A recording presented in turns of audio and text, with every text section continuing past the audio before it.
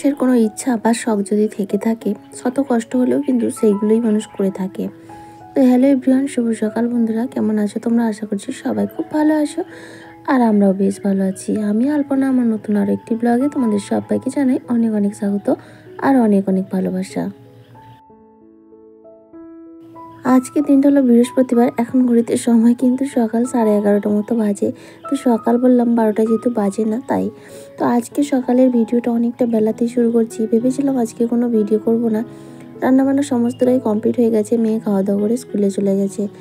তো ভাবলাম বেডশিটটা তাহলে চেঞ্জ করে দিই। তারপরে অনেক ভাবলাম যে না, তাহলে ভিডিওটাও শুরু করি।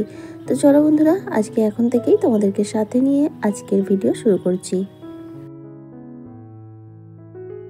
আমার হাজার কষ্ট হলেও আমি কিন্তু সবসময় চেষ্টা করি আমার এই মাটির ছোট্ট বাড়িটাকে সবসময় পরিষ্কার পরিপাটি করে রাখতে। কখনো যেন কেউ এসে বদনাম করতে পারেনি। তবে সত্যি আমার বিয়ে হয়েছে এই 10 বছর হতে যায় আর কি। তো এতদিনেও কেউ কিন্তু এসে কোনো খারাপ কথা বলেনি। বিশেষ করে ঘর বাড়ি নিয়ে, গোছানো গাছানো নিয়ে সবাই এসে কিন্তু প্রশংসা করে। তোমার মাটির বাড়ি হতে পারে, কিন্তু সত্যি গোছানো গাছানো পরিষ্কার সুন্দর। তো এইগুলো শুনতে কার না ভালো লাগে, তাই না? আজকে মাটির বাড়ি আছে, কালকে পাকা বাড়ি হতেই পারে। সেটা ভাগ্য, কার ভাগ্যের চাকা কখন কিভাবে ঘুরে যাবে সেটা বলা ঠিক নয়। তবে এমন নয় যে আজকে আমার মাটির বাড়ি আছে বলে অগোছালো করে রাখবো, যেদিন পাকা বাড়ি হবে গোছাবো, সেটা কিন্তু একদমই উচিত নয়। যখন যেখানে মানুষ বাস করে সেই জায়গাটাকে স্বর্গ মনে করে সুন্দরভাবে পরিষ্কার পরিপাটি করে রাখা উচিত আমার মনে হয়। তো যাই হোক, তোমাদের সঙ্গে কথা বলতে বলতে আমার অনেকটা কাজ এগিয়ে গেল। যেহেতু বেডশিটটা চেঞ্জ করব, তাই খাটটা একটু মুছে নিচ্ছি, ফ্যানটাও একটু মুছে নেব। ফ্যানটার এখন সেভাবে আর দরকার হয় না, মাঝে মধ্যে একটু প্রয়োজন হয় আর কি।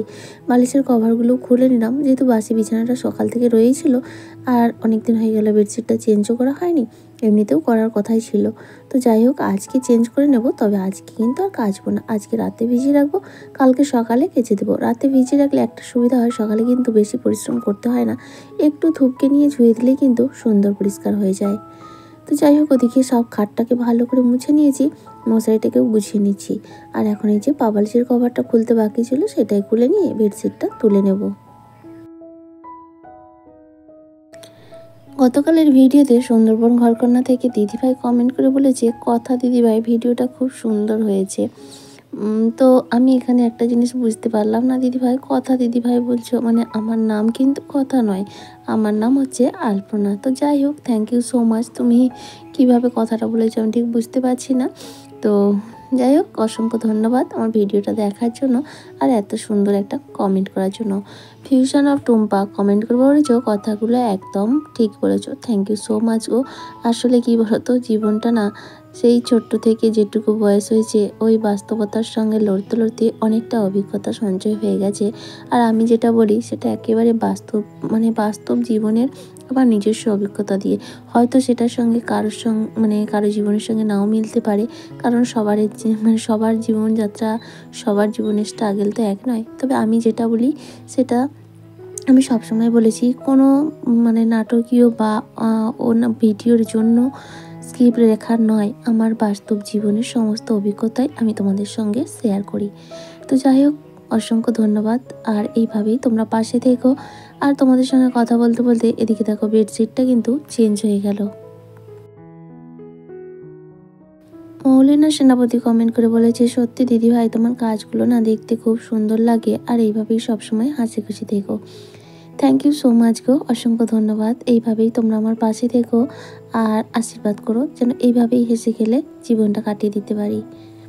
বিলাস হালদার আইডি থেকে বনু কমেন্ট করে বলেছে, তুমি তোমার ভিডিওতে আমার নামটা নিও, আমি প্রত্যেকদিন তোমার ভিডিও দেখি। অনেক দিন কিন্তু তুমি কমেন্ট করোনি, আগে ভিডিওতে কমেন্ট করতে, আর আমি সেই জন্যই আমি কিন্তু প্রত্যেক দিন আমার কমেন্টে যারা আমার ভিডিওতে কমেন্ট করে তাদের নামগুলো নিয়ে নিই। আর তুমি তো আমার অনেক পরিচিত এবং অনেক কাছের বলতে পারো, কারণ আগে রেগুলার কমেন্ট করতে, তোমার নামের সঙ্গে বেশ ভালো পরিচিতি আছে। অনেকদিন কমেন্ট করোনি, কেমন আছো অবশ্যই জানিও কিন্তু। তাহলে চলো বাকি কাজগুলো করতে করতে প্রত্যেক দিনের মতো মিষ্টি দিদিভাইদের নামগুলো নিয়ে নিই। আসলে কি বলতো, এই ছোট্ট একটা ভিডিও করাতে সবার কমেন্ট পড়া সম্ভব হয় না, তবে সবার নামগুলো কিন্তু আমি নিয়ে নিই।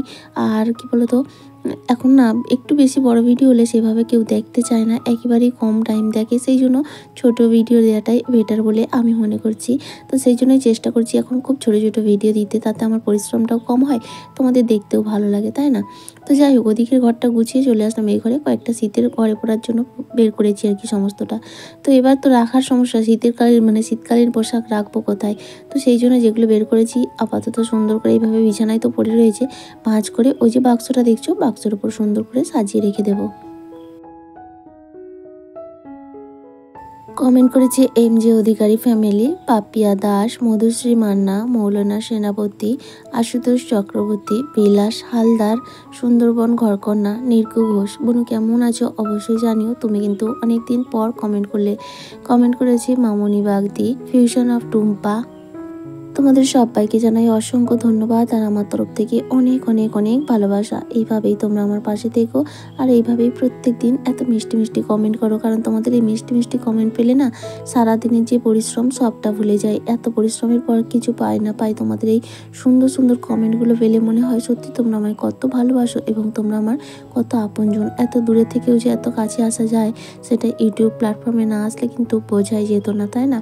তোমরা আমাকে ফোনের অপারে দেখেই আমার সম্পর্কে কিছু না জেনে শুনে শুধুমাত্র 10 মিনিটের একটা ভিডিও আমার কাজকর্ম, আমার জীবনযাত্রা দেখে তোমরা আমার সম্পর্কে যে ধারণাটা করে নিয়েছো, সত্যি আমি ভাবতে পারিনি যে সত্যি দূরে থেকেও কিন্তু মানুষ চেনা যায়। অনেকে আছে কাছে থেকেই মানুষকে চিনতে পারে না। তো যাই হোক, অসংখ্য ধন্যবাদ। এইভাবেই তোমরা পাশে থেকো। তারপরে কাজকর্ম কমপ্লিট করে এদিকে দেখো টুনা আর টুনি খেতে বসে গেছি। মেয়ে তো স্কুলে। আজকে রান্না করেছিলাম ডিমের ঝোল আর কপি শাক ভাজা, ফুলকপির যে শাক হয় না সেটাই রান্না করেছিলাম, আর কিছু করিনি। তারপরে দেখা যাচ্ছে একেবারে রাত্রি 8:30টায়। এতক্ষণ আর কোনো ভিডিও করতে ইচ্ছা করছিল না, শরীরটা ভালো লাগছিল না। তো তারপরে ভাবলাম জামা কাপড়গুলো কেচেছিলাম পরে থাকবে, কালকে আবার মেয়ের নাচের ক্লাস আছে, একটু চাপ হয়ে যাবে, গুছিয়ে নিই। আর তাই ভাবলাম গোছাবো যেহেতু, তাহলে ক্যামেরাটা অন করেই গোছাই। তো মেয়েকে ওদিকে পড়ানো, গান সমস্তটা কমপ্লিট করিয়ে রান্নাটা বসিয়ে দিয়ে এসেছি। আর হচ্ছে এসে এই যে জামা কাপড়গুলো গুছিয়ে নিচ্ছি।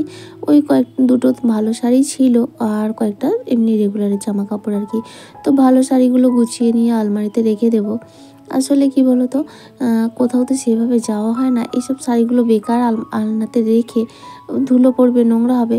তো সেই জন্য তারপর এমনি ঠান্ডা পড়ে গেছে, ঠান্ডার সময় যত জামা কাপড় বার হবে এমনি সমস্যা। আর এদিকে মেয়েকে আলমারির চাবিটা আনতে বলতে, তাই চাবি খুলে আলমারির মধ্যে দেখো ঢুকে দাঁড়িয়ে আছে।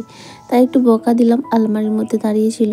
তো যাই হোক, একটা জামা কাপড় ভাঁজ করে ওকে বললাম সেই ঘরে ওর যে জামা কাপড়গুলো থাকে ড্রয়ারে, বললাম জায়গা মতো সব রাখবে, যেখানে যেটা থাকে সেটাই রেখে দেবে। বলতে ও গিয়ে রেখে দিয়ে আসলো। আর এখন আমার শাড়িগুলো ভাঁজ হয়ে গেছে, আর এখন এই যে আলমারিতে সুন্দর করে গুছিয়ে দিচ্ছি। এইভাবেই সারাটা দিন কিন্তু একটার পর একটা কাজ করি, এতে যে আমার পরিশ্রম হয় না তা নয়। কি বলতো, ওই যে একটা নেশা, তোমাদের দাদাভাই বলে এখনই কেন করতে হবে, থাক পরে করবে। কিন্তু আমি আবার পড়ে থাকলে দেখতে পারি না, নোংরা অগোছালো একদম সহ্য হয় না। ও যতক্ষণ না পরিপাটি করতে পারবো আমার ঠিক শান্তি হয় না। আলমারিটা গুছিয়ে দিলাম। এদিকে তোমাদের দাদাভাই কয়েকটা বাজার এনেছে। ওই এর মধ্যে আছে কালো জিরে, এই কালো জিরে নয় সরি, গোলমরিচ আর কি, চা খেতে লাগে, লঙ্কা, বেসন আর বিস্কিট আছে, আর ধূপ আছে, চানাচুর আছে।